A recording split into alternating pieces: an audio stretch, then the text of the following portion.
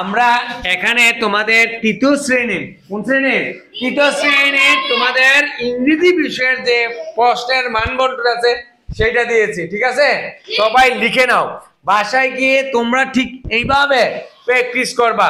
তো প্রথম প্রশ্ন যেটা থাকবে তোমাদের একটা সিন বেসিস থাকবে, কি থাকবে?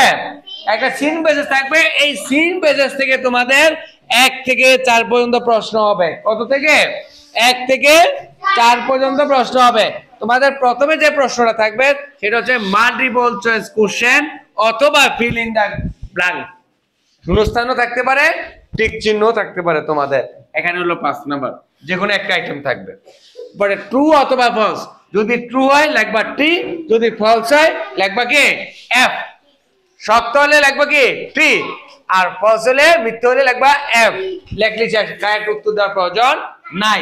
ওকে, তাহলে এখানে হলো 5 নাম্বার আমাদের। এরপর রয়েছে তোমাদের আনসার শর্ট কোশ্চেন্স। মোট তোমাদের 5টা প্রশ্ন থাকবে। কয়টা?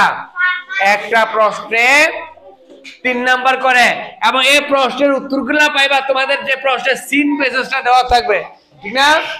যে আমরা কিন্তু ওয়াটার পলিউশন, তারপর আর কয়েকটা সিন বেস মেন বই থেকে পড়ছি আমরা, ঠিক আছে? ওগুলার থেকে থাকবে তোমাদের।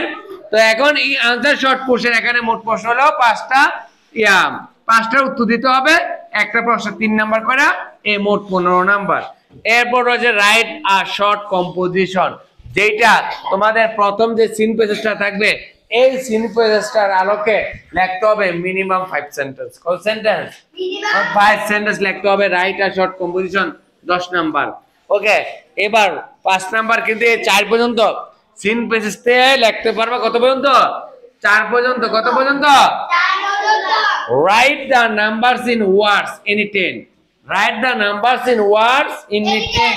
10টা, যে কোনো 10টা থাকবে। এখানে তোমাদের হলো 10 নাম্বার। কত নাম্বার? 10 নাম্বার। এবারে 6 নম্বরে আছে তোমাদের rewrite the sentences using capital and punctuation marks where necessary. তোমাদের একটা পেসেজ দেওয়া থাকবে। 6 নম্বরে কি থাকবে? একটা পেসেজ দেওয়া থাকবে।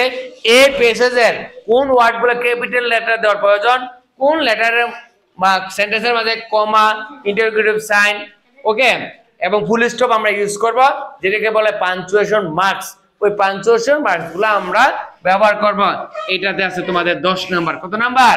10 নাম্বার। এরপর আছে match. Match the information column A, column B, column A, column B, column. আমরা যেমন ডান বাম লিখি না অন্যান্য সমাজ বিজ্ঞানে বা বাংলায়, এই ডান বামের মতো করে তোমার এখানে 5টায় 10 নাম্বার। এরপরে রিঅ্যারেঞ্জ দ্য ওয়ার্ডস, কিছু ওয়ার্ড এলোমেলো করে দেওয়া থাকবে, ওকে, যেটা এখন বর্তমানে পূর্বভাবে চালু আছে। তো তোমরা সেভাবে তোমরা বাসায় ট্রাই করবা। রিঅ্যারেঞ্জ দ্য ওয়ার্ডস, তোমাদের এখানে 10 নাম্বার। তারপর use the words from the table. এটা মূলত হলো উপরে একটা বক্স থাকবে, বক্সে কিছু ওয়ার্ড থাকবে, ওয়ার্ডগুলো নিয়ে নিচে শূন্যস্থানে ফিল আপ করবা। এটাতে তোমাদের হলো 10। কত number? 5 number. Rewrite the correct forms of verbs. তোমাদের ভার্ব আছে, অ্যাকশন ওয়ার্ড আমরা শিখছি, কিছু অ্যাকশন ওয়ার্ড আছে। এই অ্যাকশন ওয়ার্ডগুলোর কারেক্ট ফর্মগুলো তোমরা লিখবা। তারপর রয়েছে তোমাদের match the simple request with the suitable response. Suitable রেসপন্সের জন্য আমরা যে কিছু আমরা ব্যবহার করি সিম্পল রিকোয়েস্টের জন্য, যেমন could you please help me, এরকম আমরা কিছু সুইটেবল রেসপন্সের জন্য কিছু পোলাইট রিকোয়েস্ট করে থাকি। এরকম একটা ম্যাচ থাকবে, টেবিল থাকবে। এই জন্য আমাদের এটা হচ্ছে 10 নাম্বার।